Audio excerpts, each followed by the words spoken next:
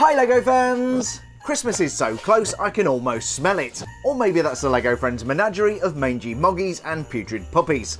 It's Super Saturday, so welcome to the weekend and our penultimate day.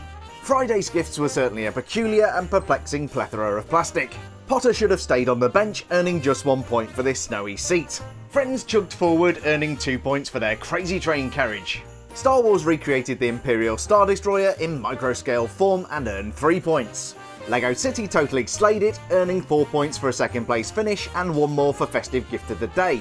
But proving you can never go wrong with a minifigure were the Marvel Avengers, who took 5 points and gift of the day. As we embark on our final Super Saturday in this year's epic battle to the death, Friends are in last place with 61 points.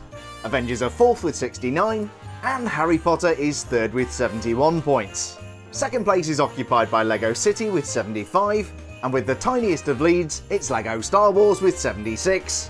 With 2 days, 10 gifts, and some surprise bonus points to come, it truly is the last chance saloon for our calendars. So let's grab them with both hands and shake out those day 23 gifts. We're starting out today with LEGO Harry Potter, who has had some truly epic minifigures and some really crappy filler. So let's see if we can get some redemption in door number 23, and oh my.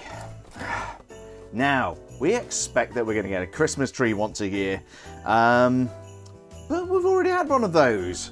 Look, day 10, we had a Christmas tree. Why do we have another Christmas tree, Harry Potter? Sigh. This one is a little bit bigger, but does bigger always mean better? I don't know, ask Mrs. H. Anyway, we've got another Christmas tree. Obviously I'm hoping for something better.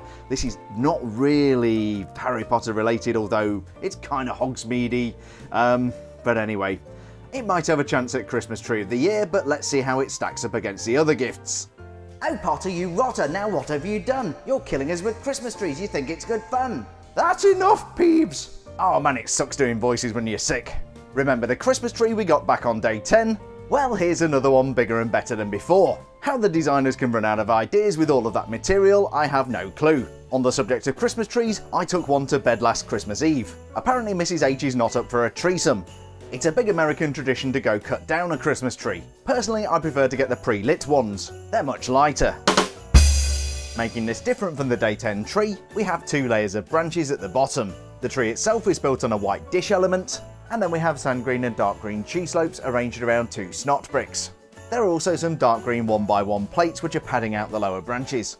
The upper section is made of 2 white cone elements, and then up on top we have a pearl gold star. I do enjoy stargazing, but recommend not doing it in the afternoon. Alongside the day 10 Christmas tree, they make quite a festive pair. This is not the first time Harry Potter has pulled the double Christmas tree stunt. Think back to 2020 when we had the Yule Ball themed calendar. That also contained a pair of Christmas trees, in fact a trio of Christmas trees. This, like its day 10 younger sibling, is a really nice Christmas tree. I doubt it will be gift of the day nice, but as advent calendar filler it's not a desperately bad thing. I think we better go see if LEGO Friends has anything better. So if nothing else, Potter was certainly in the festive spirit today. Now let's see if the LEGO Friends are going to continue with their crazy train. Door 23's over there, I don't know why I'm struggling to find it. And the train wasn't too bad of an idea, but they really are milking it now. We've got, if I can hold it, we've got another one of these train carriages. Thankfully, this one just has, by the looks of it, 1 connection point. Yes, it does. Which means we might not get one of these on Christmas Eve, which is good. Good. This one looks a little bit more health and safety. Actually, I wonder whether this might be suited for some of the different sized animals. Obviously, Diabito can't go in the train. It didn't go very well on yesterday's thing either, so maybe this heavy duty carriage is for carrying Diabito, the morbidly obese cat. Definitely like the colouring, it's a bit of a difference to what we had before, but we will be judging this as a standalone item, although it could potentially get some bonus points on Christmas Eve. More about that later. Let's put this little thing together and we shall take a closer look. And so from LEGO Friends we have what is hopefully the final part of their festive train. This time the wagon lacks jumper plates but does have safety rails. Good job LEGO Friends. The obvious candidate, assuming this is meant to be for animals, is Daisy the dog. It's pretty much the perfect size. And yes, I did try this with Diabito, but he's way too fat to sit in here comfortably without deforming the sides. Like the engine and the carriage we got yesterday, the colour scheme is very vibrant. We have the same bright red wheels, 50 shades of grey, or more accurately 2, and a couple of bright green 1x4 plates. Completing the colour explosion, we have some medium azure elements to keep the dog caged. Finally, we have a dark grey towing ball, which hopefully means this crazy train is complete. I'll save the procession of pets for Christmas Eve, but as you can see, this is shaping up to be a really nice train. If only we could judge it like this. What I do like about these gifts is that they're going to work really well with the animals. Some people think filling animals with helium is wrong. Personally, I don't judge. Whatever floats your goat. Recently, I managed to stop my company testing its products on animals. We make hammers. Does this colourful cart have what it takes to win Gift of the Day? We'll find out later in the video. So keeping this crazy train moving, we're moving on to Lego City and our penultimate door, day 23. This calendar's very light now. And what do we have here? Okay, so yeah, exactly what I thought yesterday. We've got a clip on the back of the sleigh, the Santa's sleigh, which did quite well. And yeah, he's got something to pull along with the sleigh. So this looks like, I guess you call this a trailer. It's going to get tugged along on the back of the sleigh. Whether we're going to get a sack to put in it, I don't know. I suspect we probably will. But anyway, this will be judged as a standalone thing. So without the sleigh, it might not do so well, but it could do better on Christmas Eve when we look at these things as complete gifts. So let's put this together and we'll take a closer look. And so from Lego City, we have a trailer for Santa's sleigh. I find it really difficult towing a trailer. There's always a hitch. This connects to our day 22 gift, but of course will be judged separately. I'm really not pleased with that janky coupling. It looks terrible. Incorporating a mounting point at the bottom of the sleigh would have been infinitely better. At least the colour scheme pretty much matches with the previous day's build. The runners are pearl gold, which matches the swords on Santa's sleigh. The brown base and white stripe also match the colour palette. We then have a cargo area which would be ideal for Santa's bulging sack. Fun fact, people think Santa comes from Lapland, but he's actually North Polish. Of course, Santa only comes if you're asleep, a bit like Bill Cosby. As an accessory to the sleigh, this is absolutely perfect, but when you're considering how to make this look good on the thumbnail, you know you've got a problem with the daily gift. Is this trailer park trash, or will the spirit of Christmas overcome me and earn this trailer a few points? Stay tuned for the scoring at the end of the video. Next we have our current leader, Lego Star Wars, and these doors are getting really easy to find now. I guess tomorrow's is going to be super easy. What do we have here? I don't really know. Well, that's an interesting. Okay, we've got handlebar elements, some wedge plates, and a bunch of clips. I'm not entirely sure, although I do remember seeing something like this on the front of the box. Could it be the glider, which is a horrendous spoiler alert for tomorrow? Don't look at it. Don't look at it. Don't look at it. But yeah, I think it's going to be the Ewok glider. I've got to say it. I've got to say Ewok. Otherwise, you won't have a clue what this is. I don't think this is going to be very good without a minifigure, but that's how the cookie crumbles. So we will be assembling this, and we'll take a look at it as a standalone thing. And so from Lego Star Wars, we have an Ewok glider, missing an important component. It's a pretty simple build consisting of 7 elements. We've got 2 angled plates for the wings, a variety of clips holding it together, and a set of handlebars for a mystery character. I could call on Apocalypseburg Where Is My Pants guy, but he's still sulking about the cape. We'll just have to make do with this random guy from a Ninjago movie set. He looks fearless enough. The picture on the box shows this guy's furry brother with his arms swept back holding the glider. I was able to do that, but it took some effort. I'm not thrilled about the pressure this puts on a minifigure's arm joints. The end result, if you are able to creatively mount this, is pretty good. It looks very cool on the box, but you are going to have to mount this in some way to display it. Either that or pick it up and run around the room going meow, because everybody knows Ewoks make cat noises. To get anything remotely good for my thumbnail clickbait, I had to work real hard. Ewoks of course would make these gliders by killing large animals, skinning them, and sewing their skins together to make a leather coating. Animal skins are actually pretty useful. I hear Chuck Norris has a bearskin rug. It's not dead, it's just too afraid to move. When our dog died, we had him skinned and made him into a rug. He's now our Labrador mat. So while I've managed to fashion something that looks semi-cool today, keep in mind this is all you get and that's what we'll be judging.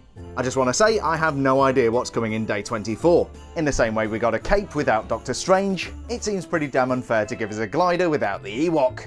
How will that affect my scoring? We'll find out after we've opened up the Avengers. And so we reach our final calendar of the day. This is of course Marvel Avengers, and did we save the best for last? Let's take a look and see what goodness gracious we have in here. What is that, a target? It's like a bullseye. What on earth is that? Could it be Captain America related? I'm not entirely sure. Just look at it. I mean, yeah, does it look like yeah, it does. It looks like Captain America's shield, but what is this, some kind of landing pad for the, well, it's not going to be a landing pad for, oh, I guess it could be a landing pad for Captain America's jetpack. That wouldn't be very good. Well, I am once again perplexed by the Marvelous Avengers, so let's put this together and try and figure out what the heck this might be. So from the Marvel Avengers, we have this little beauty. Maybe it's a landing pad for the Ewok glider. Thankfully I didn't put my big tray of snot bricks away. At least now we can stand it up. I think in all honesty, I'm officially done with obscure gifts from the Avengers. Capes with no owners, niche references to apples, and apparently this was Loki's throne, but I ain't seen Loki anywhere. It's all a bit of a hot mess this year. If this was round, I would say it was a decorative recreation of the shield belonging to Captain America, aka Steve Rogers. I just learned that Steve Rogers' favourite drink at Starbucks is an iced Americano. But I do wonder if the Hulk took over as Captain America, would that make him a Star-Spangled Banner? Now of course I'm not completely stupid. I did check out the picture on the box and I know what's coming. This is a multi-day gift and it ain't going to be pretty. Something is going to be sitting on that stud, and I suspect it's not the Loki minifigure that they owe us. As I can only judge what came out of today's door, we're going to have to look at this as some kind of piece of Captain America art. I've got to say, this is not good and I am deeply concerned for the Avengers. How will that impact today's scoring? I think we'd better find out. And so we have a pretty sorrowful selection of Advent atrocities from behind door number 23 of every LEGO Advent calendar. From Harry Potter we got the spare, by spare I mean tree. Friends gave us what is hopefully the final part of the Crazy Train. From LEGO City we got a trailer for Santa's sleigh. And Star Wars swooped in an Ewok glider missing an important part. Finally we got this rug or piece of wall art or whatever it is from Marvel Avengers. But which one of these gifts deserves to have a marvellous afternoon sweeping through the skies of Endor on an Ewok glider, and which needs to get strapped to the tracks of the LEGO Friends Railroad while their colourful Crazy Train approaches? Let's withhold some points! In last place, earning 1 point for the Avengers, is whatever this is. It's clearly Captain America related, but as a standalone gift it's completely useless. LEGO Friends are in 4th with 2 points because it doesn't really matter anymore. In 3rd with 3 points is the trailer from LEGO City. 2nd place and 4 points goes to LEGO Star Wars for the Ewok glider. When you use this creatively, which of course we can't, it's pretty cool. But as a standalone thing that just sits there, it's not very exciting. Showing just how dismal our Day 23 lineup is, Harry Potter gets 1st place and 5 points for the Christmas tree. I honestly don't think I've ever done that before. I'm sure you'll have your own opinions about today's gifts, and please do share them in the comments. I do read all the comments and I am active in responding. Now of course we do have 1 point left over, and that's the point for Festive Gift of the Day. It has to go to Harry Potter because I've given it to other Christmas trees and even a dog wearing Christmas tree glasses. So after this rollercoaster ride of a day, I've computed the coefficients, divided the denominators, and still have no idea what all of that means. However, in the race for Advent Calendar of the Year 2023, LEGO Friends is in last place with 63 points. It's been fun knowing you guys. In 4th with 70 are the Marvel Avengers.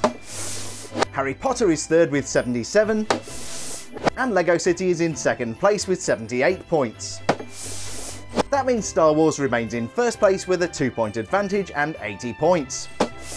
And so tomorrow is the big day. It will be Christmas Eve, and beyond drinking sherry and eating mince pies, we have Advent Calendar of the Year 2023 to crown. I will of course be liberating all of the Day 24 gifts and judging them as usual, but there will be some surprises and bonus points. We'll be judging the best Christmas tree from all the calendars, and also doing the same for fireplaces. I will compare the best gifts from every calendar, and that will include multi-day gifts. We'll also be ranking the best complete calendar, taking into account all of the gifts, and bringing together the best mini doll or minifigure from each calendar for an epic fight to the death. If you thought Advent was over, you ain't seen nothing yet. It's going to be so epic, I don't even need to ask you to subscribe because I know you will. In the meantime, thanks a million for checking out today's video. I hope you have a superlatively satisfying Saturday, stay safe, and I'll see you bright and early on Christmas Eve.